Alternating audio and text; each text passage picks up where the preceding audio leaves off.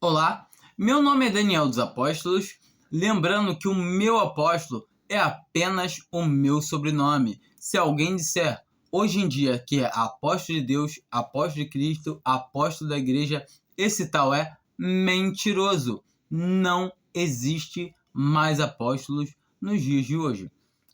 Lembrando que aqui no meu canal eu falo sobre o Evangelho da Graça por meio da fé, e essa fé que não vem de nós, é dom de Deus. Hoje, especialmente, queria estar falando sobre...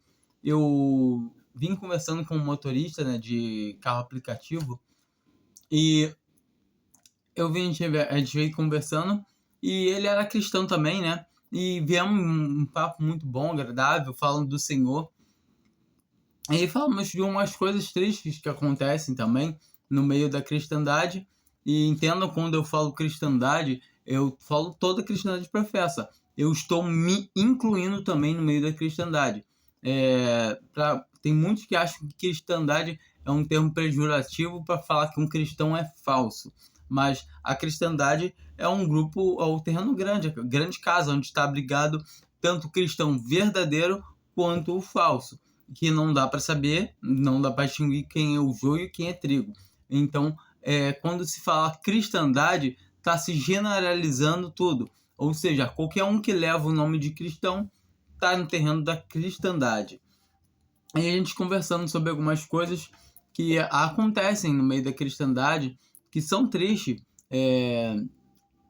de se ver isso, mas aí eu falando com ele que são coisas, que todas essas coisas são bíblicas, que estavam escritas na Bíblia. Ele concordando comigo plenamente. O melhor, mais me deixou muito feliz, por quanto a gente consegue ver alguém que tem alegria no coração de saber que ele tem a salvação por graça.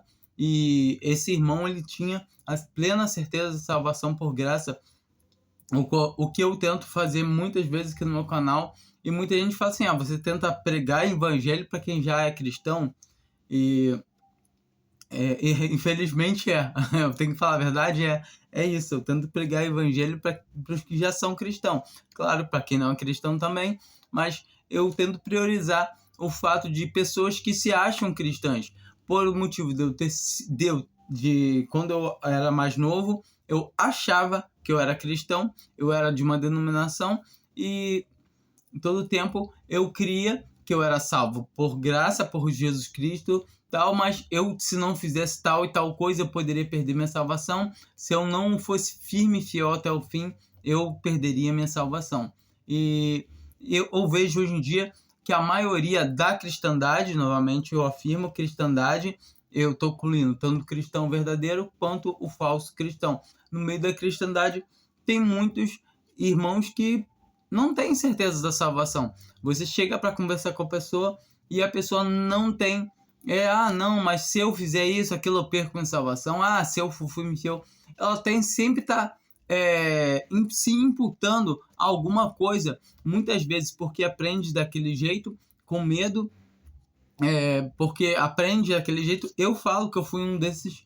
Eu aprendi todo o tempo: se eu fizesse tal coisa, eu perdi minha salvação. Se eu não fizesse tal coisa, eu também não ganharia a salvação. Então era aquela batalha dia e noite, de aquela angústia de não ter certeza, não poder descansar, como a palavra de Deus fala para a gente descansar no Senhor, para a gente ter a nossa paz presente em nosso coração. E no que a gente começou a conversar, a gente veio falando sobre essa prosperidade que tenta ser empurrada goela abaixo de alguns, e outros já bebem como se fosse o melhor néctar que existe. E porque, na verdade, esses que aceitam, que querem ouvir o evangelho da prosperidade, qual não existe, eles são os que estão indo buscar o Senhor, mas não estão indo buscar o Senhor. E a gente consegue ver isso nitidamente num livro que eu leio muito aqui, que é em João 6, que a gente consegue encontrar que os judeus estavam indo buscar o Senhor Jesus, mas não estavam indo buscar por causa dos sinais que eles viram, não porque eles entenderam que ele era Deus, não porque eles entenderam que aquele lá era o Messias. Todavia, eles estavam indo buscar o Senhor Jesus porque eles tinham comido e saciado a sua fome, enchido a sua barriga, o seu ventre. Ou seja, eles estavam querendo buscar mais. E o Senhor Jesus mesmo fala que me buscais não pelos sinais que vistes, mas pela comida que comestes e vos saciastes. Trabalhai não pela comida que perece, mas pela comida que permanece para a vida eterna, o qual o Filho do Homem vos dará. E qual é essa comida que o Filho do Homem nos dará? É a sua palavra, é a sua que ele fala que a sua carne verdadeiramente comida. Ou seja, ele deu a sua carne, ele deu a sua vida por nós. Quando entendemos que mediante a palavra dele que está escrita, a gente compreende e a gente entende, aquilo germina dentro de nós em saber que Cristo, Jesus, morreu por nós. E então, nesse momento ali, que a gente se converte a Cristo, em saber que não tem mais pecado para prestar conta a Deus. Ou seja, Cristo Jesus já morreu em todos os nossos pecados. E nesse momento, a gente está salvo. E ponto final, não tem mais devolução. Os dons de Deus são irretratáveis, irrevogáveis, sem arrependimento. E a palavra de Deus mesmo fala, o Senhor Jesus fala que todo aquele que vai a Ele, de maneira nenhuma, Ele lançará nenhum fora. Então, é ter a certeza absoluta da salvação. Mas, então, a gente começou a falar sobre essas coisas, sobre... ele falou sobre... tá impedindo, um irmão lá levantou, aí pregou sobre ofertar 100, ganhar 1.000, ganhar 10.000, sei lá quanto. Aí eu ri tudo. Aí peguei e tava falando com ele. E a gente começa a entender muitas vezes assim, ó, em 2 Timóteo 4, fala claramente assim, no versículo 3. Porque virá tempo em que não suportarão a sã doutrina, mas tendo grande desejo de ouvir coisas agradáveis, ajuntarão para si mestres segundo os seus próprios desejos, e não só desviarão os ouvidos da verdade, mas voltarão às fábulas. Então aqui nós vemos que ele fala, o apóstolo Paulo, ele fala para Timóteo, escrevendo para ele, que haveria tempos que falariam que não aguentariam a sã doutrina e ajuntariam para si falsos mestres que falariam coisas agradáveis. E a gente pode entender assim, mas falariam coisas agradáveis? Sim. Quando a gente vai ver que a gente tem tudo já, a gente tem a salvação da nossa alma, e a palavra de Deus ela fala claramente que agora, por um pouco de tempo, é necessário que estejamos contristados com diversas provações. E isso está em 1 Pedro, capítulo 1, isso está em Tiago. Paulo fala para Timóteo, para Tito, para eles se fazerem participantes. E a palavra de Deus fala que, em Tiago, fala que é motivo de grande alegria, de grande gozo, sermos contristados sermos participantes das provações. A gente consegue ver, pela palavra de Deus, que a vida do cristão aqui na Terra é uma vida que ele sofre perseguições, provações, e tudo isso é normal. Em 1 Pedro 4, fala que para a gente não se espantar como se coisa estranha acontecesse com nós. Porquanto nada que acontece aqui é estranho. Um cristão está passando por tal coisa, será que ele acredita? Não é nada disso. A gente tem que entender que as coisas que nos acontecem são as provas que a gente deve passar nessa terra, porque está escrito na palavra. Esse negócio de prosperidade, de aguardar dinheiro, de querer riquezas nessa terra. Pelo contrário, a palavra de Deus fala muito ao contrário. A gente encontra em Mateus, se eu não me engano, deixa eu dar uma olhada aqui.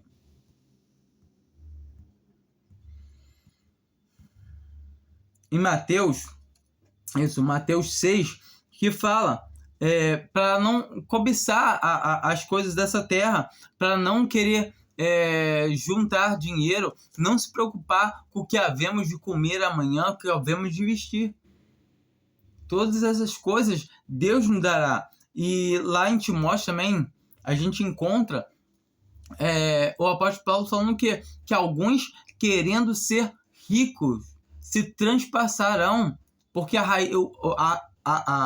o amor ao dinheiro é a raiz de todos os males. Não é o dinheiro que então um cristão não pode ter dinheiro. Não, ele pode ter dinheiro, mas o amor ao dinheiro é a raiz de todos os males. O cristão ele não deve estar cobiçando aqui nessa terra esses bens.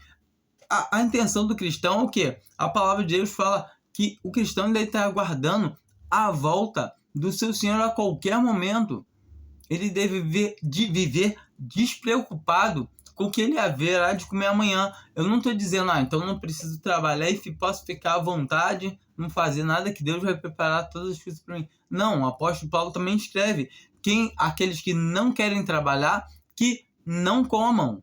Então, é bem certo que a gente deve trabalhar, é certo que devemos lutar aqui, sim, pelo pão de cada dia, mas sabemos que se acontece de a gente ficar desempregado, alguma coisa, Deus irá nos sustentar. A gente não tem que ficar, mas juntar dinheiro, fazer tal coisa.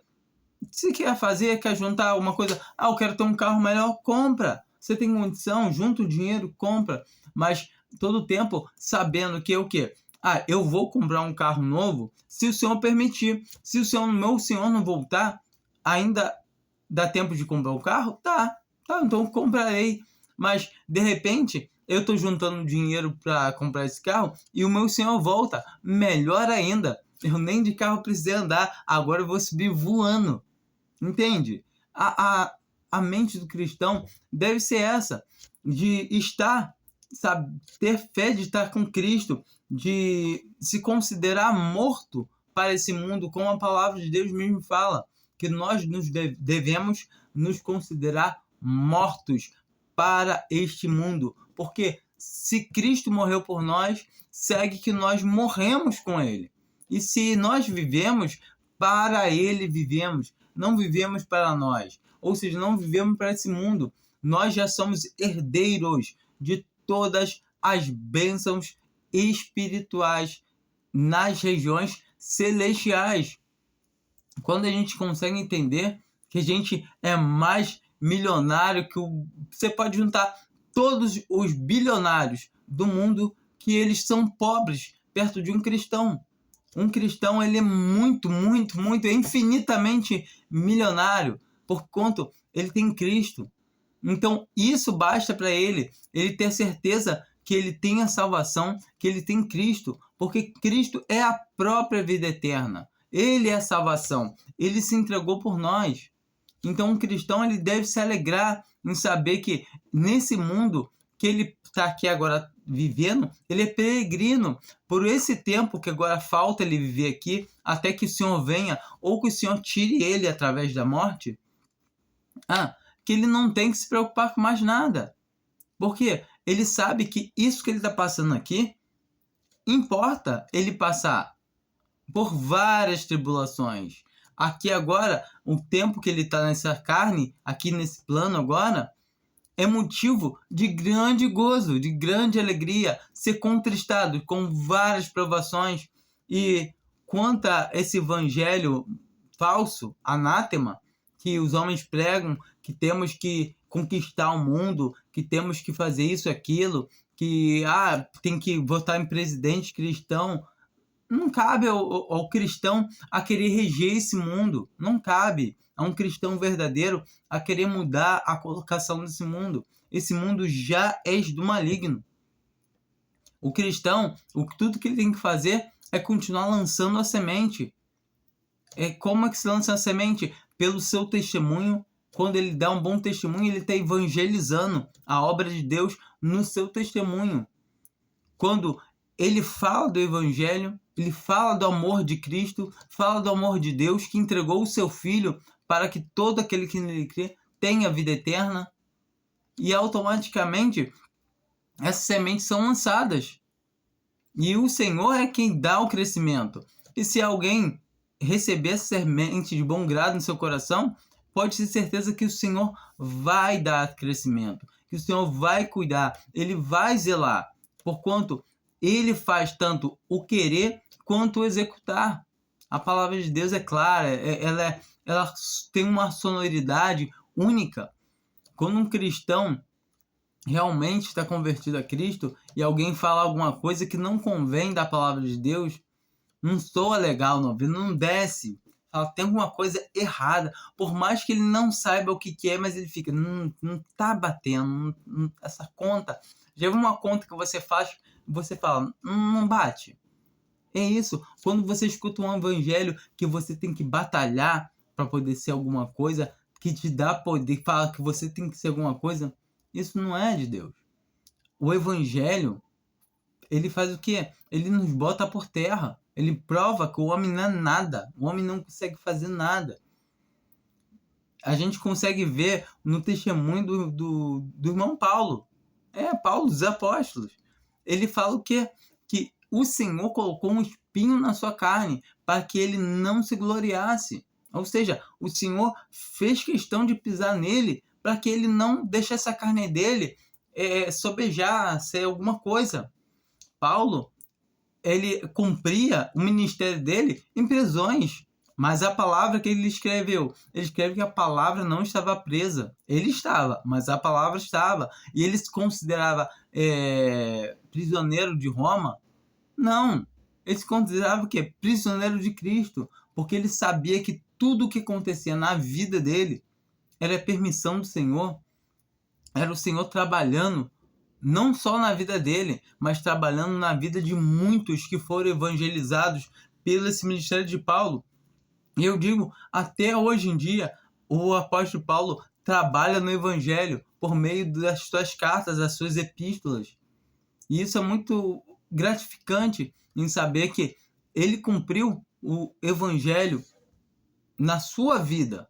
A sua vida, ela foi participante do evangelho de Cristo. E ele chama Timóteo, chama Tito e nos chama também. A palavra de Deus todo tempo fala, fazer-te participante das aflições. Então um cristão, ele não tem que se amedrontar e achar que coisa estranha esteja acontecendo. Não está acontecendo nada estranho. Tudo que acontece nessa terra está sob o controle de Deus. Entenda que ele preparou um Salvador antes da fundação do mundo, ou seja, antes de fazer qualquer coisa, antes mesmo até de fazer o próprio Satanás. Antes de haver pecado, para que ele precisava de Salvador? Se o homem não tinha pecado ainda, não existia o homem. Mas Deus, ele é onisciente, onipresente. E ele já tinha preparado tudo, preparou um Salvador. Então, creia somente, a palavra fala, quem crê em Jesus tem a vida eterna. A gente encontra em Pedro, agora não lembro o versículo, que fala, essas coisas vos escrevo a vós que credes no Filho de Deus, para que saibais que tendes a vida eterna.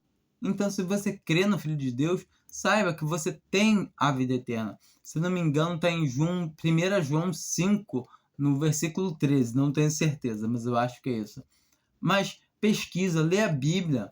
Muitas das vezes os cristãos são enganados por não estudarem a Bíblia, não pesquisarem a palavra de Deus. E eu não estou falando de aulas de teologia de homens, porque o homem, quando cria alguma coisa de estudo da Bíblia, ele vai colocar aquilo somente o que interessa a ele te ensinar. Mas automaticamente, quando você entende que a igreja foi fundada em Atos 2, entende que ali de Atos 2 para frente tudo, todas as cartas, epístolas são as doutrinas, são como a igreja deve se portar. Então entenda que ali estão as doutrinas, ali está como a igreja deve andar na presença do Senhor. Entenda, se você crê em Cristo, por mais que você não esteja congregando em nenhum lugar, em nenhuma denominação, você pertence ao corpo de Cristo, você é membro da igreja. Não tem como uma pessoa crer em Jesus e ser desigrejada, não existe isso. A pessoa crê em Cristo Jesus, ela já é membro da igreja, por mais que ela não esteja ainda congregando em algum lugar, mas automaticamente ela vai ter o desejo, porquanto o Senhor agora vai habitar em seu coração por meio do seu Espírito. E o Espírito de Deus, ele vai querer estar com comunhão com os outros irmãos. Então, fiquem na paz de Deus, creiam somente isso, creiam somente em Cristo. E as demais coisas Deus irá acrescentar no coração de vocês aos poucos, com calma. Vão lendo a Bíblia, leiam sempre a Bíblia. A única instrução que tem para um cristão verdadeiro, ele lê a palavra de Deus. Tudo bem? Fiquem com Deus. Amém.